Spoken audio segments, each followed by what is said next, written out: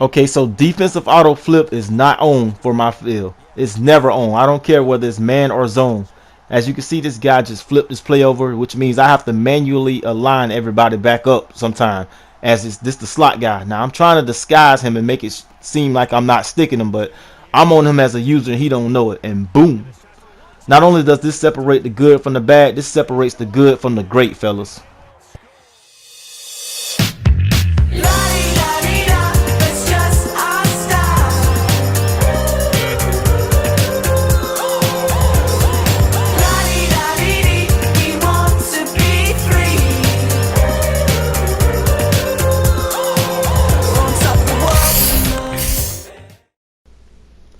Okay, welcome to Volume 5, Part 4, User Lurking.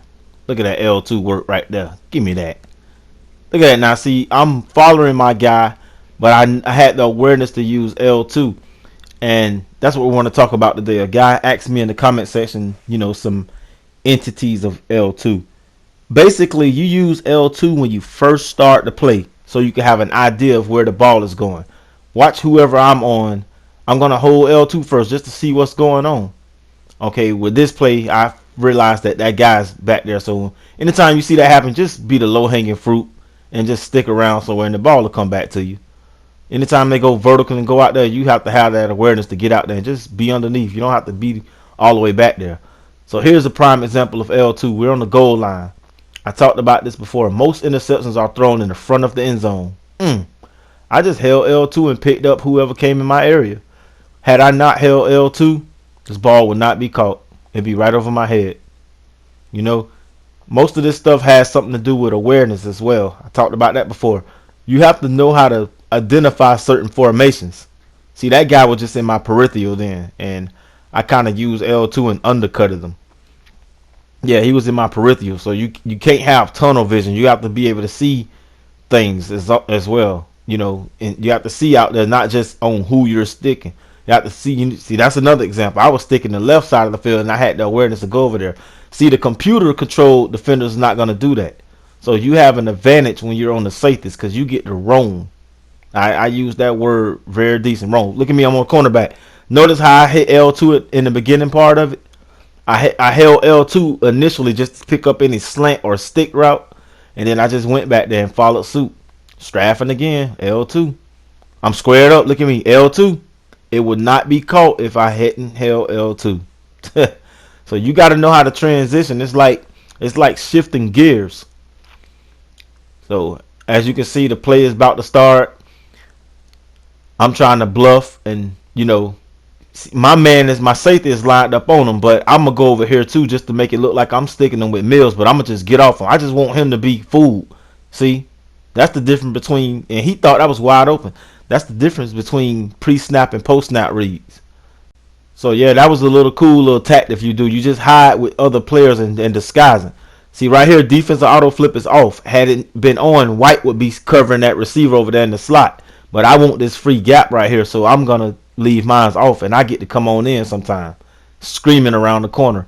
That's nickel 3-3-5 Tampa 2, and I usually put the middle linebacker in the deep third. See, I'm doing it again. If defensive auto flip was on, that cornerback would have been defending the receiver, the slot receiver. And see, I'm doing it again, but I don't have a free rush right here because somebody's going in the flats. So see, I use L2 and I had to utilize. So yeah, you gotta all of this stuff comes with experience. You're gonna take losses. Everything ain't gonna be razor sharp. Look at me, just getting back, running a route with him. Hey man, you stole my user, man. Don't they call it cover one thief? Alright, so this one right here, this is the first play of the game. Look at this. I'm on my middle linebacker. Notice I'm getting out of the trash. You see how I'm getting out of the trash? Never even had to fall for the play action fake. And boom, right in my hands. When you on that middle linebacker, man, get out of the trash. You don't know if a guard going to come pulling, the fullback going to come exploding through the hole. Just be out of the trash and be ready to attack the defense afterwards. Everything. Look at that. Playing the whole center field back there on your safeties. So much luxury when you play on your safety. You get to play the deep half, the deep thirds. You get to play the quarters. You get to come down sometime. Here go that 3-1, that 3-by-1 formation I always tell you guys about. Now we see this tight end and running back on the same side with the three people on the other side. We know level cells coming, either level cells or a screen coming. Watch me split this guy in the middle. Over there running, I can go to anybody I want to, and boom. That is so easy. When you see that formation right there, y'all just automatically just go over there, unless he prove himself different from the the average guys. Watch this stick work right here. Now I see mesh coming, so I'm automatically doing L2. Let me talk about L2 real quick, since I keep bringing it up. In baseball, if you notice, if you ever watch baseball and you see the guys, not the pitcher, not the catcher, all the rest of the guys, they are, just walking around before the pitch when the pitcher is, getting the signal from the catcher. And as soon as the pitcher goes into his windup, they start putting a glove in their hand and their hands on their knees. That's what L2 means. Because on the crack of the ball, you never know what's coming in. Here's another prime example of defensive auto flip being off. If it was on, my slot cornerback would be matched up with the two slot guys on the right side of the field in that split. So here we go. I'm doing a cornerback blitz. King is coming in, and I'm coming in with Murphy Bunting. But I'm going to get in the middle of the guard and tackle and hold L2 so it can occupy that guy. And I have a free rusher coming in. So he saw the blitz coming in, but he never saw me getting up out of there. That's what you call a bluff. A user bluff at that. Here we go, maze. I'm just strafing. We know tight end attack coming. So simple. Out of that formation. What formation is? That's like the wing pair. The single back wing pair. Yeah, that's what it's called when you see the three tight ends. We covered that formation real good last year. I think I called it the Great Wall. All right, so here we go. We got that free slot, man. I can't come in, so I got to get underneath these guys. Getting underneath L2. So easy. L2. Yeah, but yeah, back to that other little play. I disguised myself. I held L2 and I wasn't coming in. That was just to get the linemen to get confused. It's no glitch or anything. That's real life. That's disguising. So look at me. 3x1. Just strafing. Got to check that out again. As you can see, I'm the slot guy. I come up. I'm strafing because I don't know if I'm going to go to the running back or the level cell man going to the corner. But it was a screen. And we just blew up the screen. Just being in the right place. Knowing where to be at. I'm not everywhere in the right place every time. But watch this.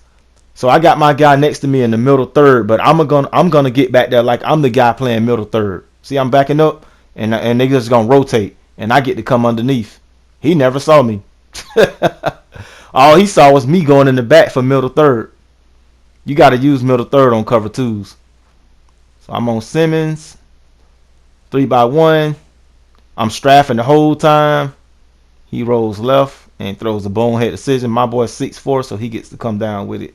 That is so effective when you have a tall safety back there. I see some guys have theirs on the linebacker. So there go that 3x1 again. Level cells. So easy. Simple. Go back. Check them. L2. I think I get more picks on defending that play than any of them because it's so simple. See, I'm hitting L2. I went all the way down, and I made him throw that way. And I'm not going to lie, man. Half of these guys throw interceptions to me because they don't have identifier. Identifier is so underrated. Let me tell you a quick story real quick. So I was kayaking with 3 kids about 2 months ago. And a gator was in the lake. And he came up. You know how they come up very slowly without, you seeing them like they're a log and disguising themselves. And then he split the distance once he went back underwater and came up even closer. So that just shows you how beautiful, the things you can do with identifier. You can disguise yourself. I already showed this game on the last video. I'm just hanging around because I know he's trying to score, and I'm in the back with the safety. What I did on that one, I just went all in the trash of all 3 guys, and I ran committed and still got a user pick 6. How cool was that? Once again, hanging in the back. I think I'm playing cover 2 at the time. It's a 3x1 set. He moved one guy in motion, so I understand that I have to control the deep halves out there if somebody come my way. Nobody came my way, so I'm able to come down in the box and undercut him. It's all a situational thing. You got to learn from experience. All right, here we go from that with that slot corner tactic. This is nickel 3-3-5. Tampa 2, just coming on in. If it's free, come on in, take it. I like free stuff. This is a move right here for advanced users. If you're running with the guy, sometimes you may overrun him, so you gotta hit L2 and get it out the sky. Fellas, this is Coach Kenny Catfish. Y'all go do your homework. I'll be going to do my lab work. Peace. Every day we be grinding, and if you wanna come and test us, I'ma be like